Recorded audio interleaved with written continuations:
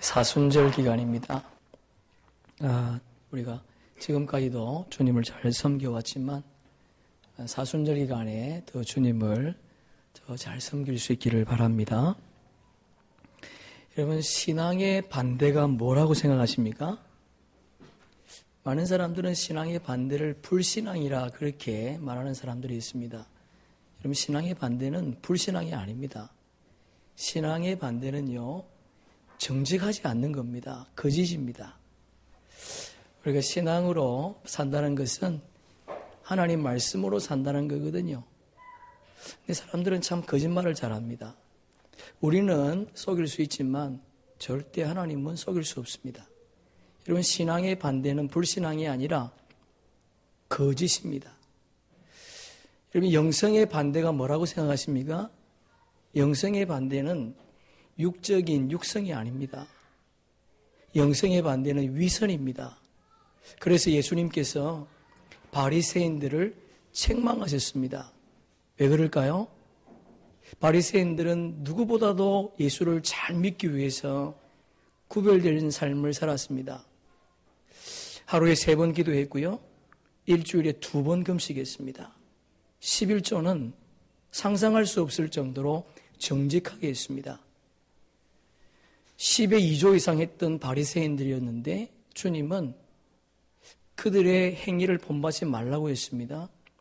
그보다 더 어렵지 못하면 너희들 구원받지 못한다라고 주님은 말씀하셨습니다. 여러분, 영성의 반대는 위선입니다. 여러분, 저와 여러분이 정직하면 신앙이 성장합니다. 여러분, 우리가 깨끗하면 신앙이 성장합니다. 사순절 기간에 다시 한번 우리가 하나님을 뒤로 미루어 두었다면 그분을 앞으로 끄집어 와서 그분을 섬길 수 있기를 축복합니다. 여러분, 예수님은 유일한 길이십니다. 예수님은 유일한 진리십니다. 예수님은 유일한 생명이십니다. 그런데 사람들은 그렇게 말하지 않습니다. 하나님, 예수님만이 유일하다 그러면 우리를 가리켜 화를 냅니다. 혹시 여러분도 예수님은 길은 길이지만 많은 길 가운데 한 길이야. 예수님은 진리지만 많은 진리 가운데 한 진리야. 그렇게 생각하십니까? 여러분, 모든 종교는 영생을 말하고 영생을 추구합니다. 그러나 그 어떤 종교에도 영생은 없습니다. 예수님만이 영원한 생명이요, 예수님만이 영원한 진리요, 예수님만이 우리에게 영원한 생명을 줄 수 있습니다. 여러분, 이 사실을 믿으십니까? 할렐루야. 이 사실을 믿으시는가요? 그러면 우리 좀 주님 앞에 정직합시다. 저는 지난주 데이비드 월슨이라고 하는 귀한 목사님을 만났습니다. 유튜브를 통해서 그분의 설교를 한 2편 들었는데요. 정말 주체할 수 없는 눈물이 제 가슴 속에서 흘러나왔습니다. 너무 감사하고 너무 귀한 분이구나. 참 그런 어떤 그 향락 세계 속에 있는 그런 세계 속에서 어떻게 저렇게 깨끗하게 주의 복음을 전할 수 있을까? 정말 제가 굉장히 많은 도전을 받았습니다. 여러분, 우리가 살아가고 있는 이 세상 혼탁합니다. 진리가 물들었습니다.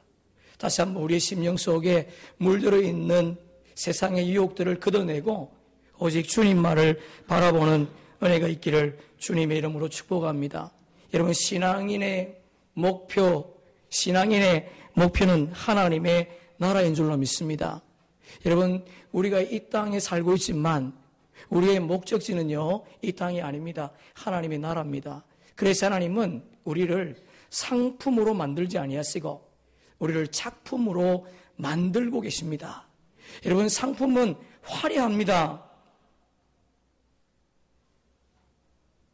상품은 많은 사람들의 소유욕을 채워줍니다. 그러나 시간이 지나고 유행이 지나면 사람들의 관심에서 벗어납니다.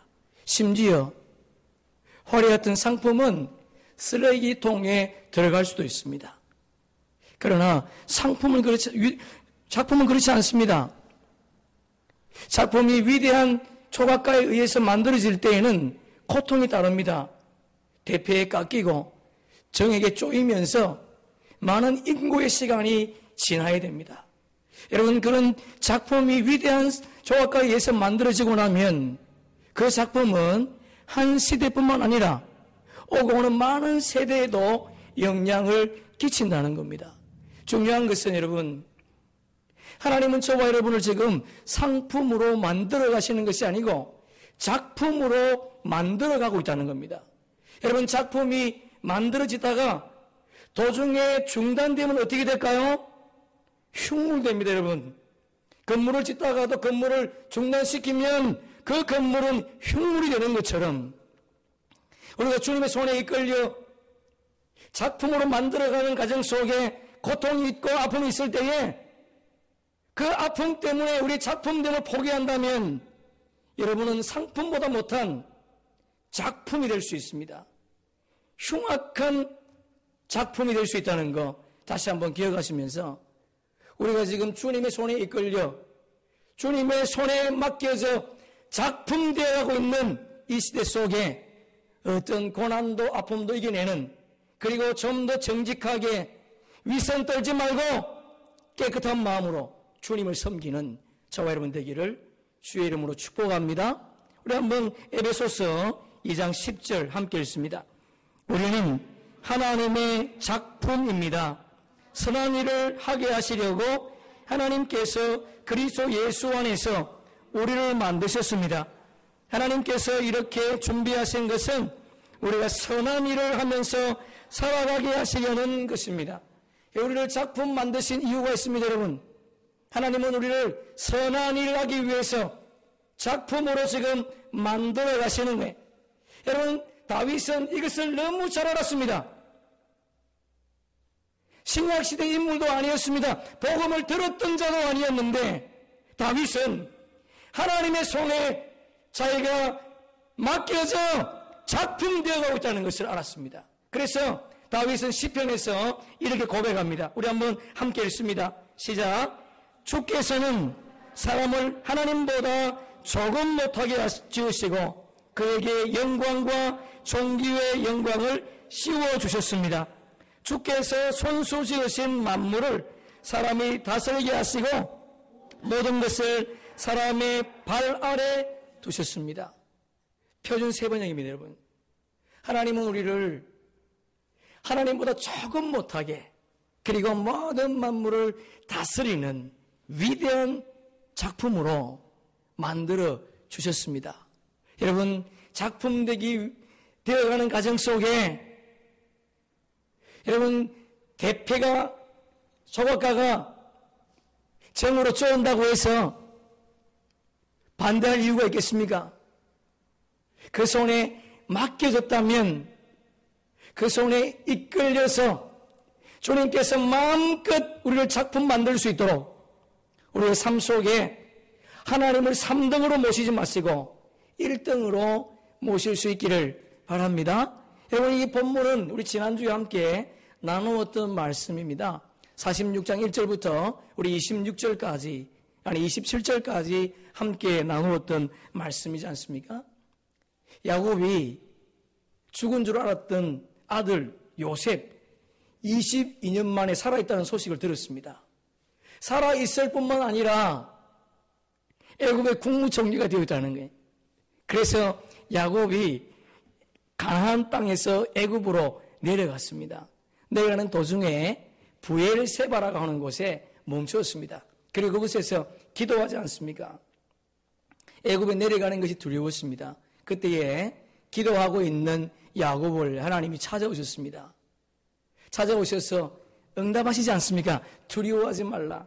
여러분, 주님이 하나님께서 두려워하지 말라라고 말씀하신 것이 아니고 4가지 약속도 하셨습니다. 네가 애굽에 내려가서 큰 민족을 이룰 거라는 겁니다. 두 번째는요, 하나님이 친히 애굽 땅에 함께 가시겠다는 거예요. 여러분, 주님은 우리가 가는 곳마다 함께 가시는 분인 줄로 믿습니다. 어디든 주님은 우리와 함께 가십니다. 그리고 뭐라 그러지요? 세 번째 보니까 하나님께서 다시 네가 약속의 땅 가나안 땅으로 돌아오게 할 것이다. 마지막 네 번째는요, 요셉이 너희의 눈을 감길 것이다. 너는 편안한 삶을 살다가 하나님 나라에 갈 것이다. 그렇게 주님이 약속하십니다. 그런데 오늘 우리가 읽었던 본문에 보면 아주 중요한 동사들이 기록이 되어 있습니다. 그 동사들을 보니까요, 우리 신앙의 여정이었어요. 우리 신앙의 성숙 과정을 그려놓고 있습니다. 그래서 오늘 우리가 이 동사를 살펴보면서 우리 신앙이 어떻게 성장되어 가는가, 그것을 한번 살펴보려고 합니다. 여러분 본문 1절 보세요. 거기 보니까 떠나, 이르러, 들이니라고 하는 동사 세 가지가 있습니다. 그리고 이 3절에 보니까 이루게 하리라, 이루라고 하는 동사가 있습니다. 5절 보니까요, 떠날새, 그리고 6절, 7절 보니까 갔더라, 그렇게 되어 있습니다. 이 동사를 우리가 한번 연결하면서 우리의 신앙을 한번 추적해보고 지금 우리가 어디까지 가 있는가 우리 한번 살펴보려고 합니다. 첫째는요, 떠났다라는 단어입니다. 1절 보니까 떠났다라고 되어 있는데 이것은 히브리어 나사로 출발하다, 그런 의미라고 말씀드렸지 않습니까? 출발하다라는 뜻도 있지만 말뚝을 뽑는다라는 의미가 있습니다. 말뚝을 뽑는다는 것은 물리적으로 가나안 땅의 모든 소유를 뽑는다는 의미도 있지만 야곱이, 그의 모든 가족들이 가나안 땅에 미련을 두지 않겠다는 겁니다. 여러분, 우리 신앙의 출발은요, 세상의 가치관을 버리는 겁니다. 저를 한번 따라합시다. 세상의 가치관을 버리자. 여러분, 우리 신앙의 출발은 세상의 가치관을 버리는 겁니다. 우리가 예수를 믿는다고 할 때에 그때부터 나는 주인이 내가 아니라 주인은 주님이라고 인정하는 것이 예수 믿는 신앙의 출발이지 않습니까? 여러분, 누가복음 19장에 보면 17장에 보면 삭개오라고 하는 인물이 등장합니다. 여러분, 성경은 삭개오를 소개할 때에 이렇게 소개합니다. 우리 한번 19장 2절 함께 읽어봅니다. 삭개오라 이름하는 자가 있으니 세리장이요 또한 부자라. 여러분, 삭개오를 소개하면서 삭개오가 부자였기 때문에 세리장이었다, 그렇게 말하지 않습니다. 삭개오는 세리장이었기 때문에 부자였다는 거예요. 여러분, 삭개오의 삶의 목적은 오로지 물질이었습니다. 재물을 모으는 것이 그의 유일한 목적이었습니다. 재물이 그 인생의 전부였습니다. 100원을 거둬야 될 세금을 100원 이상 거두어서 100원은 로마 정부에 갖다 바치고, 그리고 나머지는 다 자기 주머니에 착복했습니다. 그러니 당연히 부자가 될 수밖에 없지 않겠습니까? 부자였기 때문에 세리장이 아니었습니다. 세리장이었기 때문에 부자였다는 거예요. 그러나 삭개오가 예수 그리스도를 만났습니다. 여러분, 예수 그리스도를 만난 삭개오의 삶이 확연히 달라지는 것을 볼 수가 있습니다. 우리 다시 한번 19장 8절을 함께 읽습니다. 삭개오가 가서 주께 여짜오되 주여 보시옵소서, 내 소유의 절반을 가난한 자들에게 주겠사오며 만일 누구의 것을 빼앗은 일이 있으면 내 갑절이나, 여러분, 내 갑절 갚겠다고 하는 것은 뭘 의미하는 겁니까? 자기는 지금 돈을 착복해서 부자가 되었습니다. 이제는 예수 그리스도를 그의 삶의 목적을 두고 살겠다는 거예요. 여러분, 신앙생활하고 있는 많은 사람들 가운데 아직도 물질이 만몬인 사람들이 있습니다. 여러분, 우리가 예수를 믿었다고 하는 것은 그 가치관을 버리는 거예요. 생각해보세요, 여러분. 성경은 세상을 사랑하지 말랍니다. 그리고 오직 하나님만을 사랑을 합니다. 그러면 우리가 생각하면 너무 이기적이지 않느냐. 여러분, 하나님 이기적이지 않습니까? 그러나 하나님께서 우리에게 하나님만을 사랑하라 라고 하는 이유가 있습니다. 많은 그리스도인들이 한 발은 교회에 한 발은 세상 속에 둡니다. 여러분, 그런 자를 가리켜서 성경은 가장 불쌍한 자라 그렇게 말합니다. 아직도 교회 안에 있으면서 여러분 재물 때문에 주님을 섬기는 것을 두려워하고 주님 앞에 재물관이 바로 서지 못한 자는 세상과 하나님과 겸하여 섬기는 자예요. 주님만을 사랑하라 주님 말씀하고 있습니다. 그것은 우리가 주님만을 섬길 때에 가장 행복하기 때문에 주님은 우리에게 주님만을 섬기라는 거예요. 신명기는 오늘이라고 하는 단어가 제일 많이 기록되어 있는 성경입니다. 그러나 신명기는 출애굽기 1세대가 아니라 2세대에게 주는 말씀이었습니다. 출애굽 1세대에게 주었던 말씀이었는데 신명기서에서 모세가 다시 신명기서에서 40년 전에 주님이 말씀하셨던 것을 옮겨놓았는데, 그런데 믿음의 2세대들, 아니 출애굽 2세대들에게 오늘 주님이 말씀하신다는 거예요. 자, 그럼 신명기 함께 10장 13절 함께 읽습니다. 내가 오늘 내 행복을 위하여 내게 명하는 여호와의 명령과 규례를 지킬 것이 아니냐. 여러분, 우리가 우리의 행복을 위해서, 하나님의 행복이 아니라 우리의 행복을 위해서 하나님의 명령과 규례를 지키라는 겁니다. 여러분, 우리는 하나님께서 우리에게 최고의 것을, 아니 최선을 다하시는 분인 줄을 믿지 않습니까? 그럼 믿습니까, 여러분? 여러분, 주님은 우리에게 최선을 다하시는 분이, 최선을 다하시는 분이 아닙니다. 우리에게 최고의 것을 주시는 분이세요. 그런데 교회 안에 있음에도 불구하고 아직도 세상의 가치관을 버리지 못한다면 여러분, 아직도 신앙생활을 출발한 것이 아니라는 거예요. 우리가 예수 안에 있다, 교회 안에 있다고 하는 것은 세상의 말뚝을 뽑아버리고 이제는 예수 그리스도의 가치관을 가지고 내가 살겠다라고 하는 것이 예수 믿는 사람들의 신앙의 출발입니다.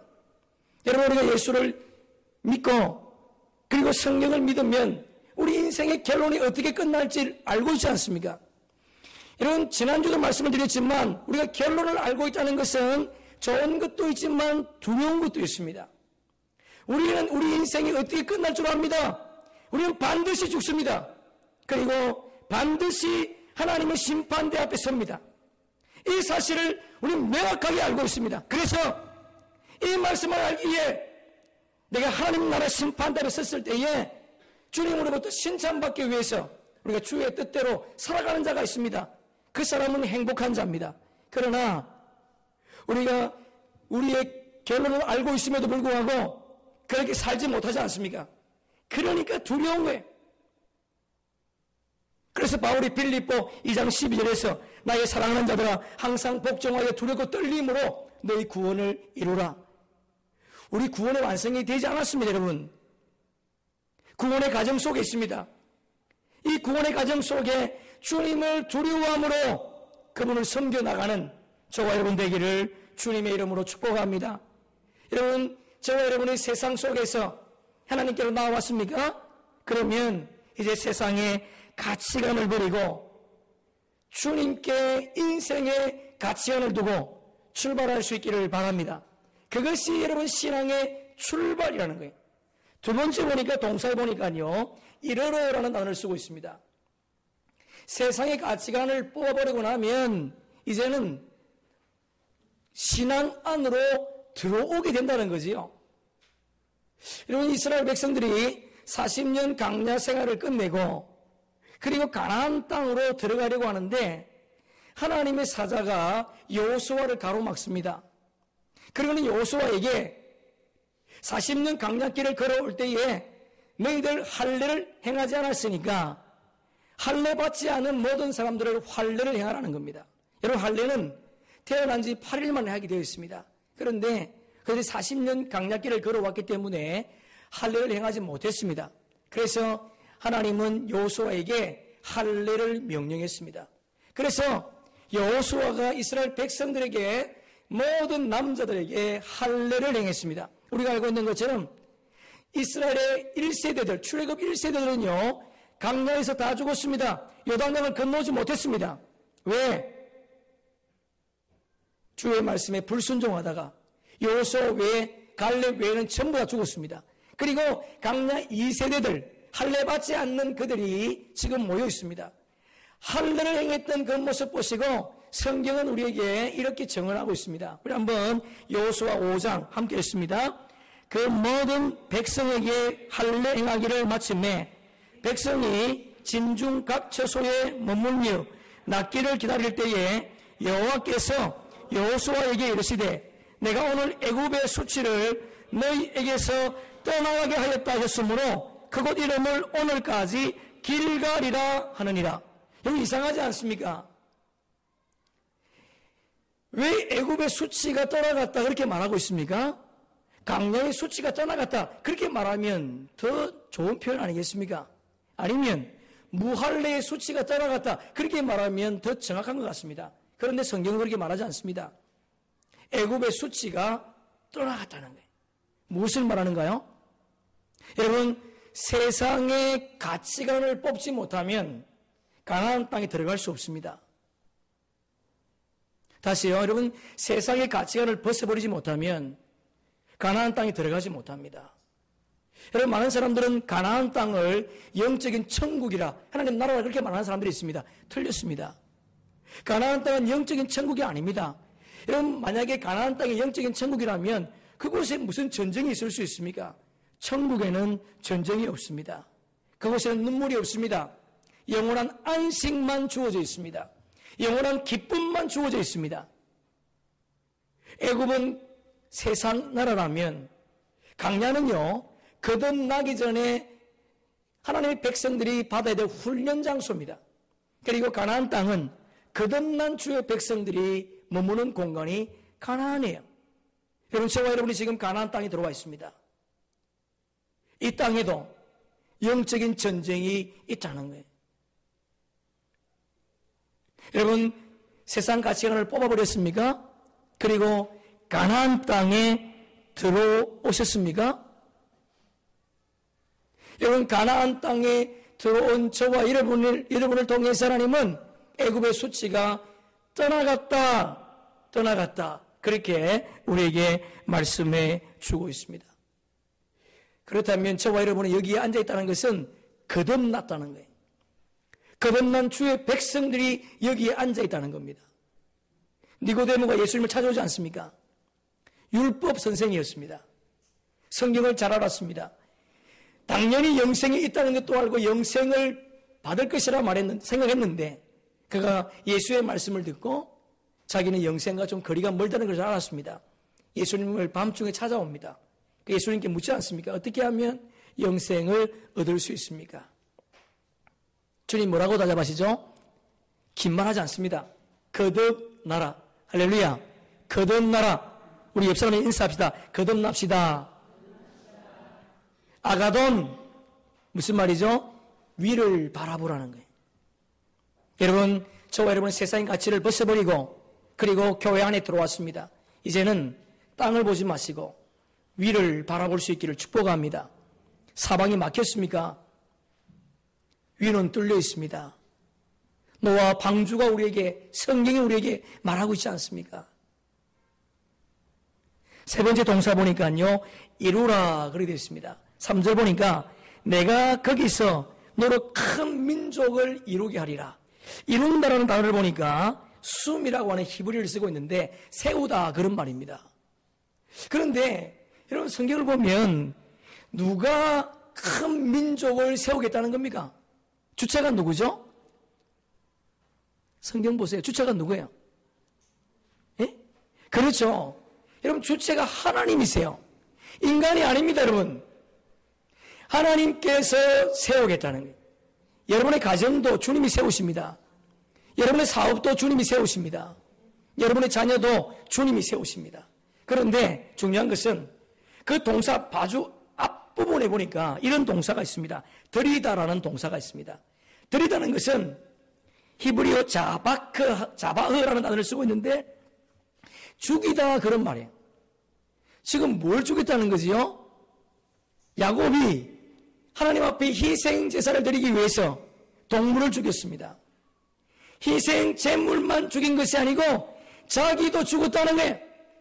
자기도 죽어서 제단 위에 올려져 있다는 겁니다. 자기가 죽었다는 것은 이제 자기로 살지 않겠다는 거죠. 여러분, 그러면 문제는 바로 자명하게 드러났습니다. 여러분, 우리가 주님 앞에 내 자신을 죽이면 주님이 이루신다는 거예요. 할렐루야.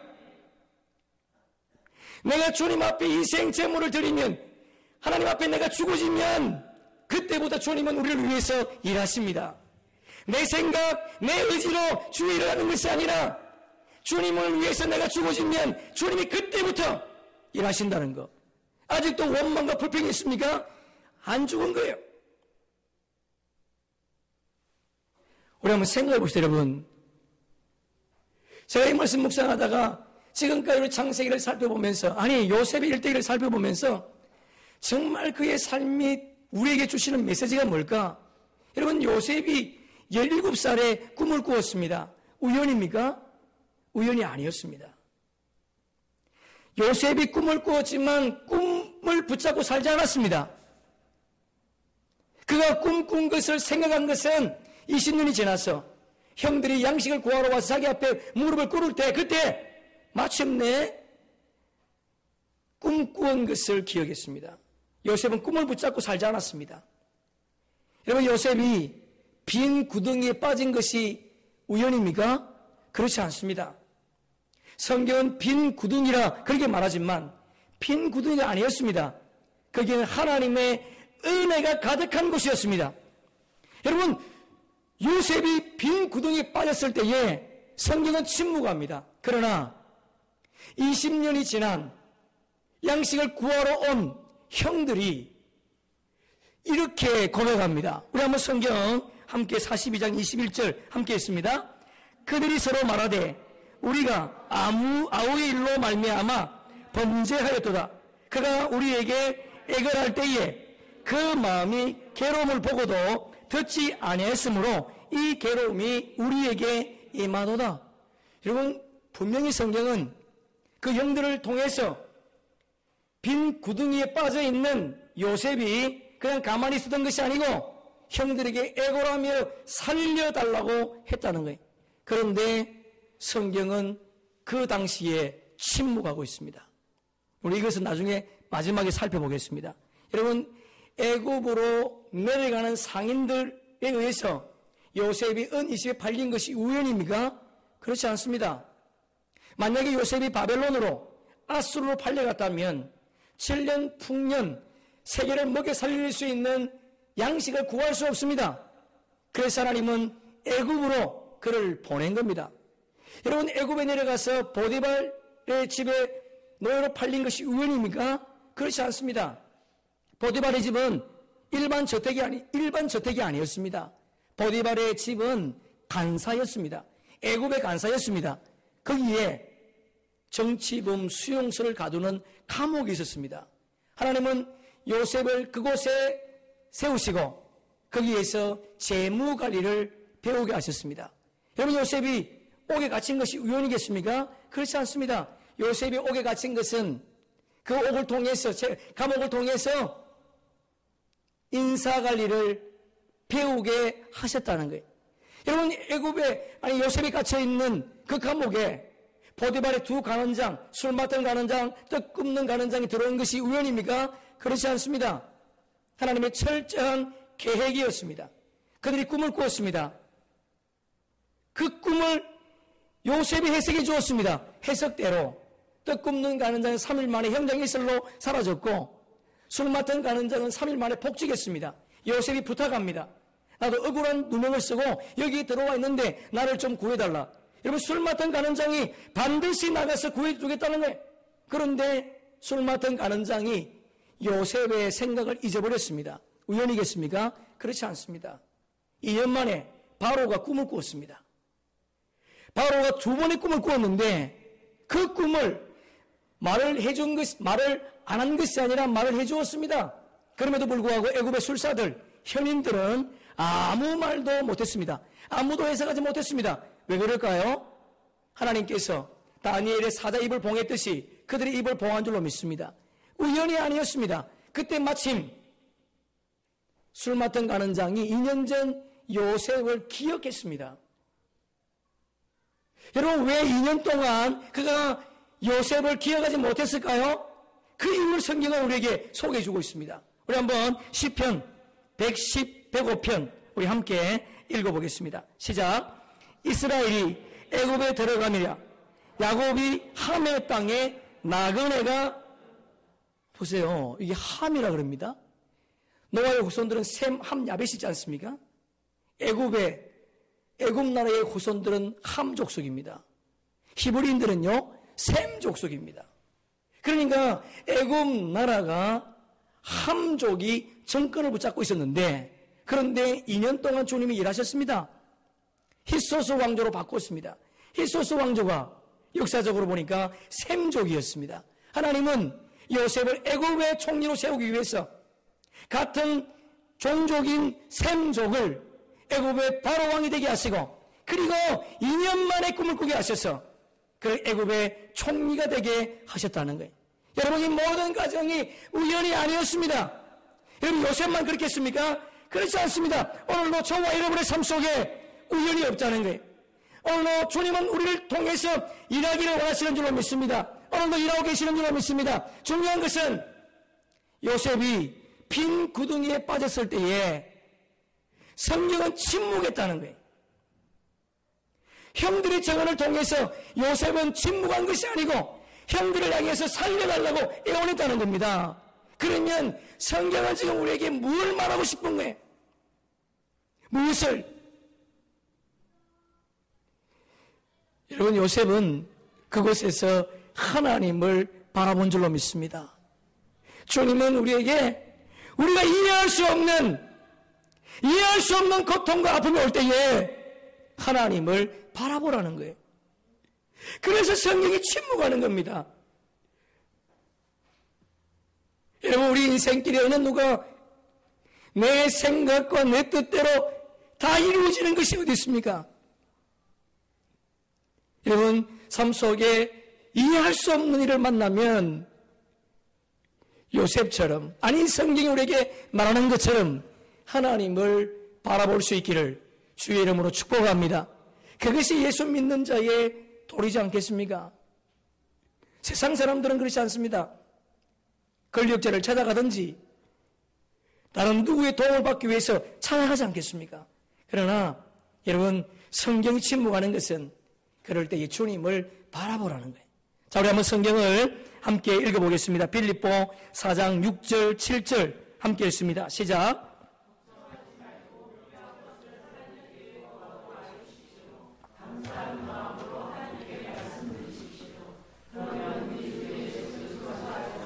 어느 누구보다도 청량할 수 없는 평안이 여러분의 마음과 생각 가운데 풍성히 임할 것입니다. 여러분, 아무것도 염려하지 말고 오직 기도와 간구로 주님 앞에 구하라, 그런 말이죠. 그런데 여기 보니까요, 하나님이 응답해 줄게, 그런 말이 없습니다.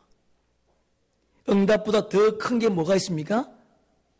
뭐라고요? 그 어느 누구도 청량할 수 없는 평강이, 할렐루야. 여러분, 기도하면 우리에게 평강이 찾아옵니다. 환경은 바뀌지 않았습니다. 다니엘이 기도한다고 해서 사자굴 속에 들어가지 않은 게 아닙니다. 들어갔습니다. 환경은 바뀌지 않았지만 청량할 수 없는 하나님의 평강이 그의 삶을 붙잡으니까 그는 사자굴 속에 들어갈 수 있었다는 거예요. 이거보다 더 큰 응답이 어디 있겠습니까, 여러분? 기도함에도 불구하고 불안하십니까? 여러분, 뜻대로 구한 거예요. 우리가 기도할 때 주님의 평강이 임할 수 있기를 주님의 이름으로 축복합니다. 마지막으로 이 동사에 보니까 같더라라는 단어가 있습니다. 6절에도 같더라, 그리고 7절에도 같더라 그렇게 되어 있습니다.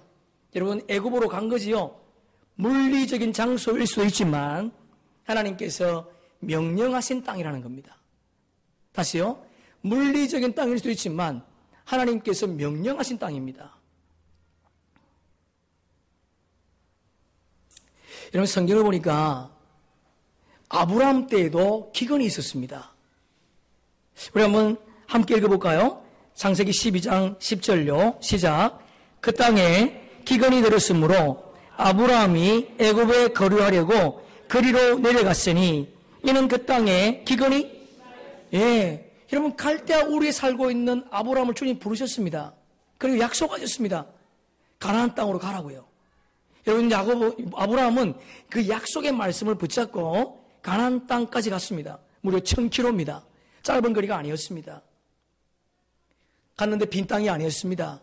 원주민들이 있었습니다. 쫓겨서 산으로, 더 쫓겨서 강야로 내몰렸습니다. 그런데 그 땅에 뭐가 왔다고요? 기근인데 심한 기근이다. 그래 되어 있습니다.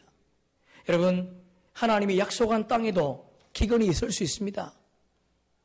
이삭에게도 기근이 있지 않습니까? 이삭도 기근이 있어. 그 많은 가족들을 먹이 살리기 위해서 애굽으로 내려갑니다. 그때 하나님이 부르십니다. 이삭을. 이삭아 멈추라는 거예요. 내가 약속한 땅에 머물라는 겁니다. 여러분 이삭이 멈췄습니다. 성경은 이렇게 말합니다. 이삭이 농사하여 그 해에 100배의 결실을 거두니라. 할렐루야. 이삭은 농사꾼이 아닙니다, 여러분. 그런데 말씀에 순종했더니 주께서 100배의 결실을 얻게 하셨다는 거예요.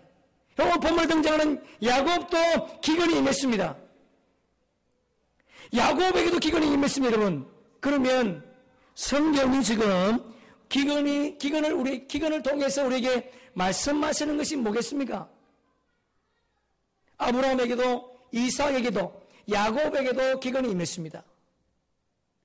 기근이 우리에게 주는 메시지가 있습니다. 여러분, 이 세상에 기근이 임함으로 주의 백성들이 기근을 만난 것이 아닙니다. 하나님 백성 때문에 기근이 임했다는 거예요. 여러분, 기근을 통해서 하나님 백성들이 무엇을 깨달았습니까? 하나님의 뜻을 깨닫게 되었다는 겁니다. 우리 한번 창세기 15장 13절 14절 함께 읽습니다.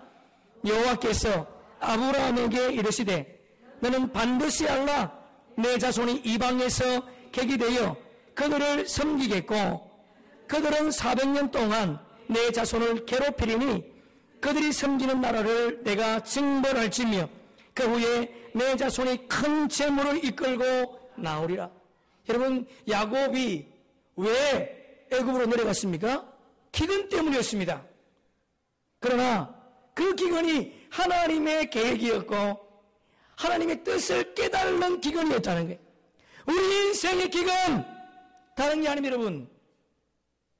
세상 사람들은 기근을 만났기 때문에 기근이 임했지만 우리에게는 그 기근이 하나님의 뜻을 깨달는 시간이라는 거예요.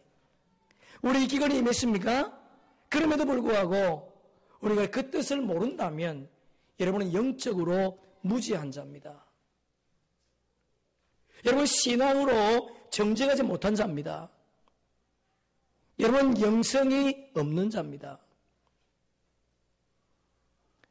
여러분 초도에 말씀드렸던 것처럼 신앙의 반대는 불신앙이 아닙니다. 거짓입니다.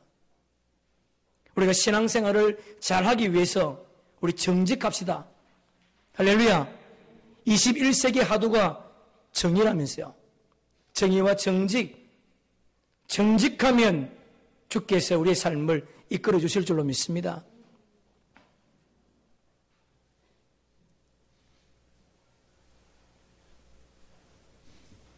오늘 본문 속에 6절, 7절 보니까 강조하는 부분이 있습니다.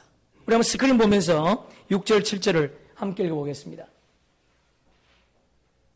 또 안 올렸네요. 자, 우리 6절, 그 후반절에 보면 야곱과 그의 자손들이 다 함께 애굽으로 갔더라. 그래 되어 있지요? 그 7절 보세요. 그의 모든 자손을 데리고 애굽으로 갔더라. 그래 되어 있습니다. 무엇을 강조합니까? 예? 그렇죠. 모두 함께.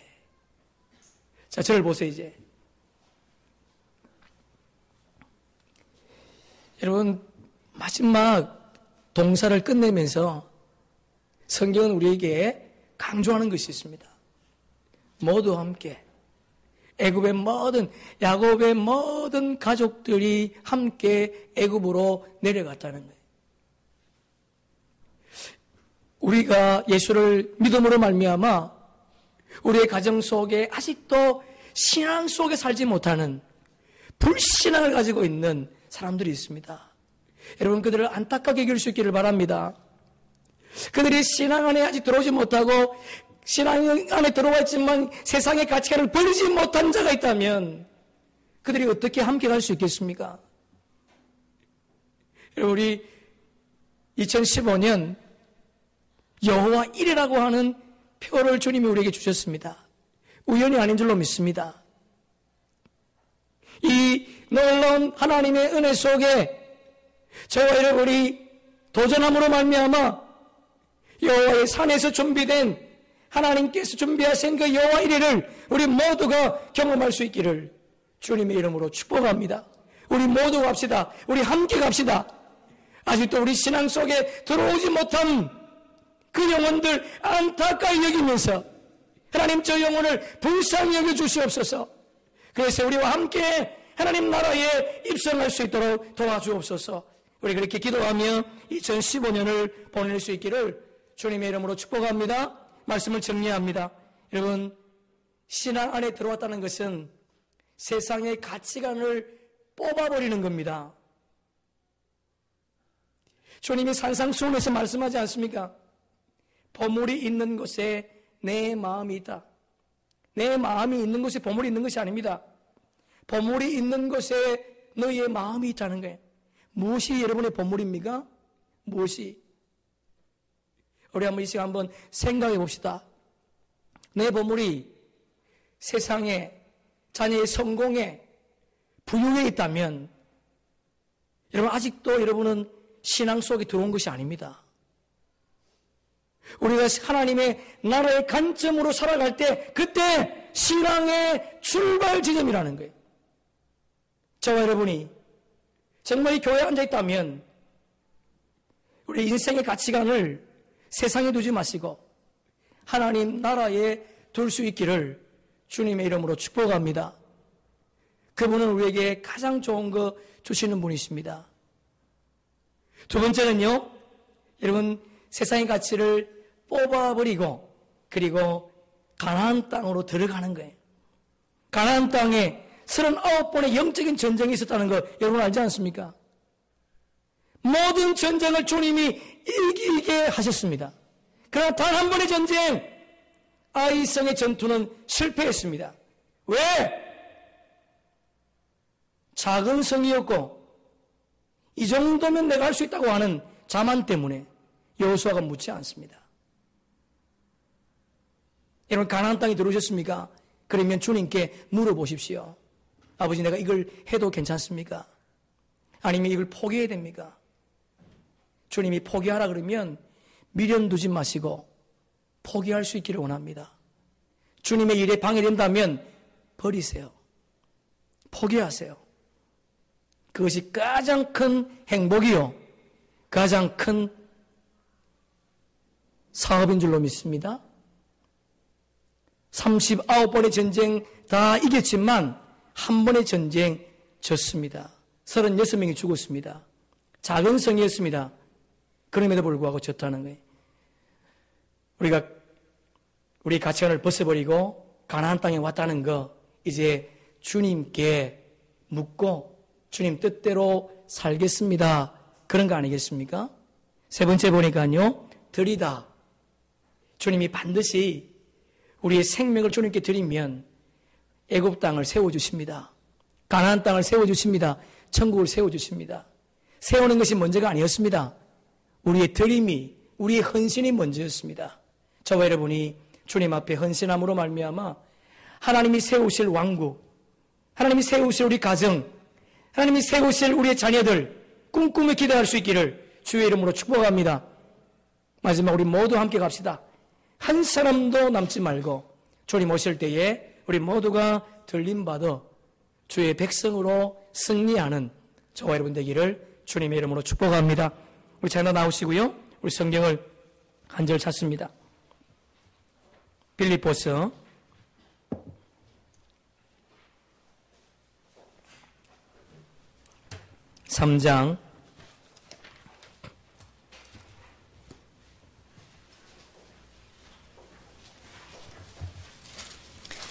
3장 20절 우리 한 절 찾습니다.